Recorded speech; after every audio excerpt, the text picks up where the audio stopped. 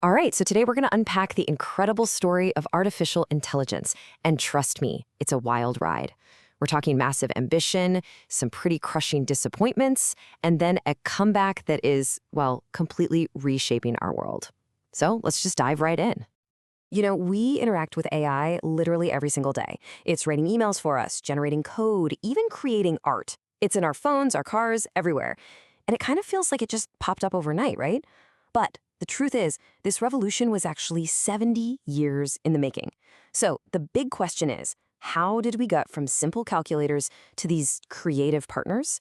Well, the answer really boils down to this huge debate between two totally different ideas about how you even build a brain in the first place.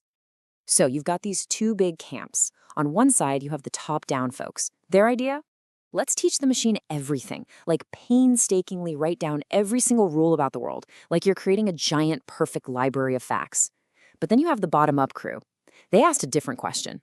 What if we didn't have to teach it the rules? What if we could build a system that learns all the rules for itself, kind of like a child does? Now, for decades, and I mean decades, that first idea, the top-down one, was the one that completely dominated the field. Okay, so that takes us way back to the beginning, to the golden age. And honestly, the optimism back then was just off the charts. Researchers were totally convinced that a truly intelligent machine was just right around the corner. And this first approach, this top-down idea, was called symbolic AI. The best way to think about it is like you're trying to build the most brilliant, but also the most rigid librarian ever. You're not teaching it how to think for itself. Nope, you're just giving it a massive library filled with millions of if-then rules. So if you ask it, is this a robin? It just follows a very strict logical chain, okay? If it has feathers, then it's a bird. If it's a bird and it has a red breast, then it must be a robin. I mean, it was a truly monumental task, all built on this incredibly ambitious belief that you could literally write down the rules for the entire universe. And you know what? For a little while, this whole top-down thing seemed like it was actually working. It showed some real promise. I mean, look at this timeline.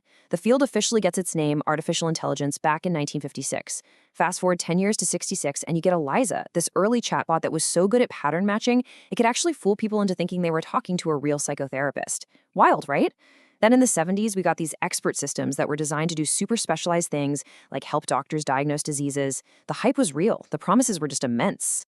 But there was one giant, glaring problem. It turns out you can't write a rule for most of life. Think about it. How do you write an if-then rule for sarcasm? Or for telling the difference between a cat and a really fluffy dog in a dimly lit room? The real world is messy, it's complicated, and it's definitely not a neat and tidy library of facts. And this failure, this inability to solve basic, common-sense problems, it really led to this period of deep, deep disillusionment. The symbolic AI approach had hit a wall, and a hard one. All that early excitement just, poof, evaporated. And with it, so did the money. Critics started pointing out what was becoming pretty obvious. These machines weren't actually thinking.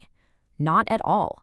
Eliza didn't understand your problems. It was just really good at recognizing keywords and spitting back a canned response. Those expert systems, they weren't doctors. They were just incredibly complex flowcharts. The promises had outpaced reality by a mile. The hype had created a bubble, and that bubble was about to burst in a big way. And this right here, this shows you just how bad it got. An over 80% drop in funding. Let that sink in. That is not just a little setback. That is a near total collapse, a complete loss of faith in the entire field of AI. This became known as the AI winter, and believe me, it was very long and very, very cold. But here's the thing. Even as the funding dried up and the world's kind of moved on, a small, dedicated group of researchers, they didn't give up. They kept quietly working on that other idea, the bottom-up one, the one about building a different kind of brain. And that brings us to the second act, the thaw after the winter. This is where the neural network rises. Now, the basic idea of a neural network, which is kind of modeled after the human brain, it wasn't new. It had been around for ages, but it was finally about to have its moment in the sun. So how does this new kind of brain even work? Well, the concept is actually kind of beautiful in its simplicity. Instead of giving it rules, you just give it data, tons and tons of data. Let's say you show it 1 million pictures of cats. The first time, its guess is probably going to be totally random. Is this a cat? No idea. But here's the magic. Every single time it gets it wrong, it makes these tiny little adjustments to its internal wiring. It's literally learning from its mistakes. Now, do that again and again, billions of times, and eventually it starts to figure out the pattern. It learns the very essence of catness all by itself. And this is the absolute key, the fundamental shift in thinking. We stopped trying to be that all-knowing librarian, writing down every single rule. Instead, we became more like a patient teacher. We just provided the examples and let the system figure out the rules for itself. The machine wasn't being programmed anymore. It was being trained. Now, this new approach was super promising, but for the longest time, it had its own problems. It was incredibly slow, and it needed an insane amount of information to work. But then, right around the early 2000s, two things happened. A kind of perfect storm that changed, well, pretty much everything. First up, a mind-blowing explosion in computing power. Just look at this chart. It's just staggering. We went from early neural nets making thousands of calculations, to models in the 2010s making billions, all the way to modern LLMs that are doing trillions of calculations. This was the raw horsepower, the muscle, that these neural networks had been starving for. It finally allowed them to run that guess, check, and adjust cycle enough times, billions and billions of times, to actually learn something complex. And the second ingredient, the internet. All of a sudden, we had it, a practically infinite library of examples to learn from. All the text, all the images, all the videos ever uploaded to the web. So you take that massive increase in computing power, and you combine it with this vast, vast ocean of data, and that, my friends, was the jet fuel. That's what launched the AI revolution we are all living through right now. So here we are, after all those decades of trial and error, a long cold winter, and a massive comeback, we've arrived at this absolutely incredible moment. So what are the big takeaways? What can we learn from this whole crazy journey?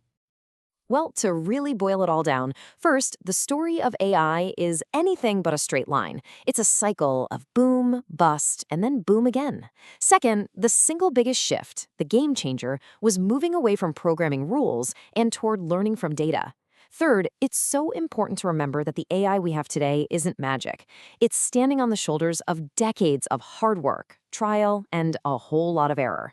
And finally, none of this would have happened without that perfect storm. Massive, massive amounts of data hitting massive amounts of computing power.